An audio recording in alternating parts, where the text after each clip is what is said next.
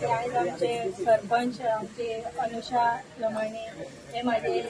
Friend आणि आमचे पंच मेंबर ते आज अनअपोज येयला आणि आमी सदींच एकामेका वांगडा सदींच आमी आसा आणि हेज्या फुडें बी आमी रावतली.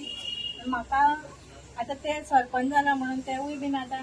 हेज्या फुडें सगळ्यांक आमकां सगळ्यांक धरून मेळोन आमी सगळीं काम करून सगळीं आमी फुडें आमी सगळ्या डेव्हलपमेंट जावं आनी कसले वर्क आहा ते आमी बरे भशेन करतली आणि हांव ताका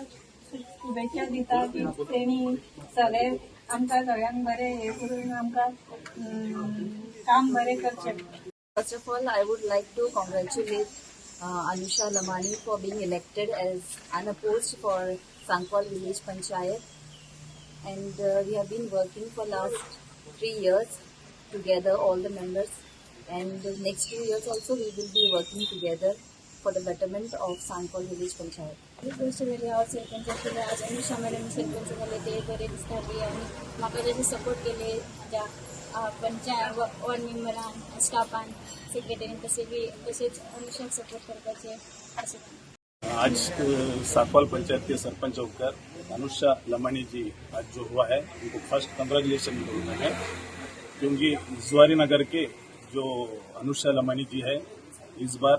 आधा टर्म के बाद फिर जो अपना टर्म देवेन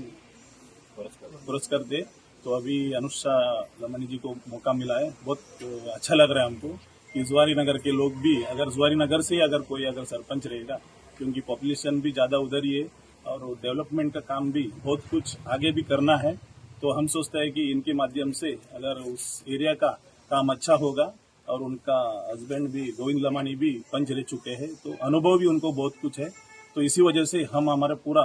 कन्नड़ समाज के वजह से